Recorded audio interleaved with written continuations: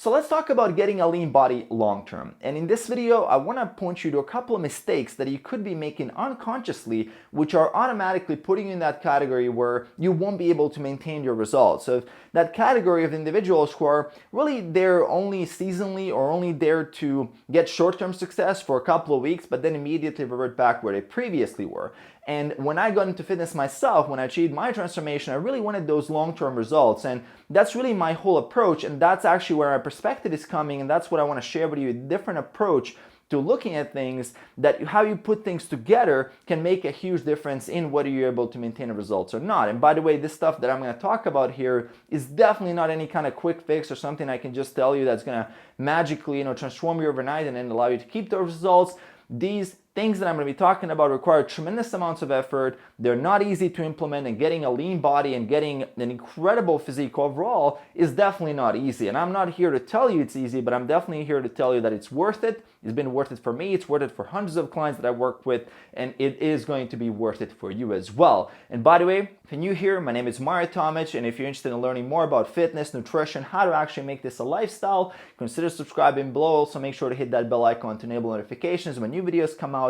And now let's dive into it. So we know that we can lose body fat in a variety of different ways. We can do that with a high carb, low fat approach. We can go high fat, low carb. We can go keto. We can go paleo. I mean, the science is pretty clear in this. As long as you're in a caloric deficit, as long as you're hitting your protein amount to optimize the caloric deficit to protect your muscle, as long as you're doing resistance training to gain some muscle, doing some cardio potentially, managing things correctly like your macronutrients, your foods, you're going to see results as long as you're doing that consistently. But the real question here, and the problem that I see many people have, is what I call having a lifestyle mismatch. And here's how that goes. So a lifestyle mismatch is a situation where you've basically boxed yourself in a certain approach that doesn't necessarily fit all the changing circumstances within your life. So let me give you an example. So let's say you're following a low carb approach right now. You're restricting your carbs. You say to yourself, I'm going to do a 90-day no sugar challenge. I'm going to just cut out all the carbs. They're bad for you, and I'm going to avoid all quote unquote bad food.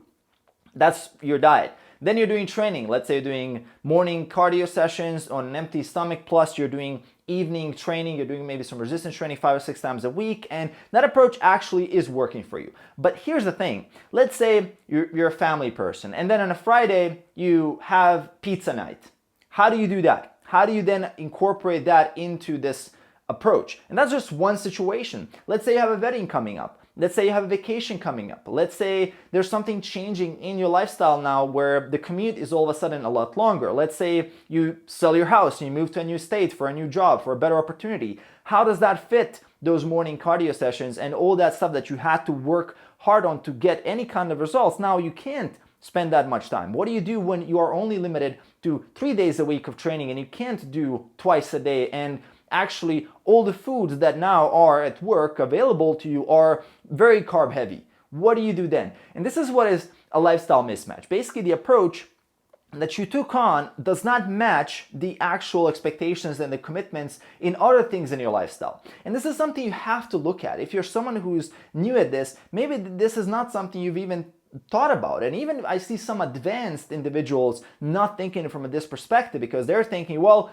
the world is going to adapt to me, instead of them actually being adaptive and using approaches and things set up properly so it matches the lifestyle. So if you do want to have a couple of drinks out on the weekend, making sure that you can stay social instead of avoiding those events. So not having that lifestyle mismatch. Maybe you do have a certain level of discipline where you can actually say no to a lot of things, but again, there are certain things that will be outside of your control, or certain situations where you're going to have to spend so much willpower that it's not going to be worth it. Because think about competing commitments in your life, right? So not everything is going to be just health and fitness. There's your job, there's your family, there's your social life, there's everything else. So if you're expanding an enormous amount of, let's say, willpower and micromanaging things and this lifestyle and this thing that you're trying to maintain, this box that you're trying to really, really hold together so it doesn't break, it's now negatively affecting all the other areas of your life. That's where your motivation goes down, and you realize that,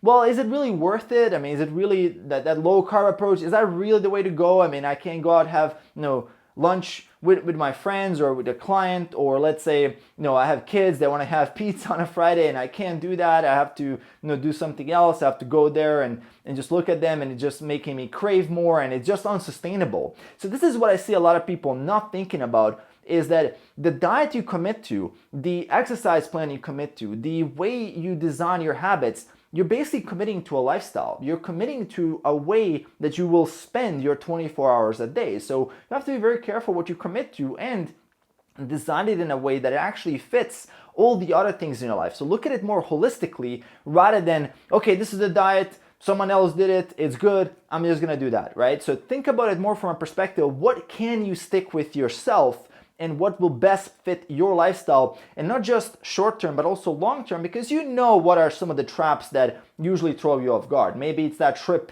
that you have coming up every year that throws you off guard. Maybe it's the holidays, maybe it's this or that. You know approximately what those traps could be, and you know if this current lifestyle will be able to handle those. And if it can't handle those, you have to redesign. One of the biggest things with design is that process of iteration. So your design actually evolves over time to fit the circumstances. And that's how you have this, what is called like the anti-fragile approach, where you're able to adapt to whatever life throws at you. Your approach is adaptable in a way that you will still be able to maintain your results, and you're not going to fall into that all or nothing thinking where you do fall off for a whole week or a month because you had one slip up. And this is the lifestyle mismatch that I see so many fail with, because they're looking for the quote unquote best diet that worked for someone else, instead of looking what they can actually stick with and what will work best for their circumstances and their life.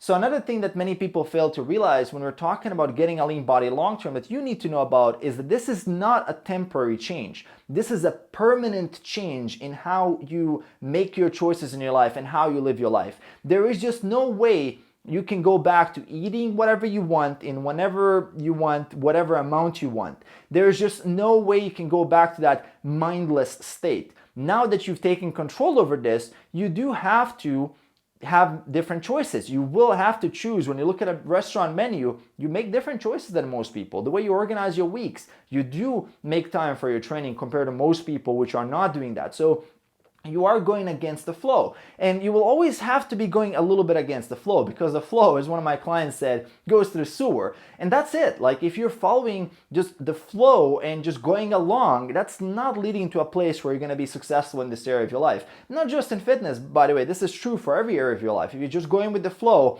if you're not standing up for yourself, if you're not taking control over this, and if you're just ignoring it and doing whatever, you're going to get exactly that. You're going to get whatever. You're going to get randomness. And that randomness is almost never going in your favor. It's almost never you being successful. And in fitness, it's definitely not you being lean, you being proud of yourself, you being able to stick with this long term. Because if you're going with the flow, most foods, restaurants, everything is designed actually to make you consume as much as possible. So this change that you're now becoming aware of, it has to be a permanent change. And it's a change that you have to accept, embrace, enjoy the journey, and over time it does become easier to maintain that lifestyle because these changes become your habits, and these habits become more and more subconscious. So you're making the right decision without having to consciously micromanage every single little bit. And that's really the secret to long-term success, is making that change and embracing that it's permanent, that it's not something you're just doing for a couple of months, but you really surrender to the process. And that's how you're going to see incredible results long term and be able to really nail this area of your life. And by the way, I'm going to leave a video here at the end which I go into more habits for fat loss that I definitely want you to check out and implement, because you're going to see amazing results with those. Other than that, hope you enjoyed this video, and I will see you in that next video.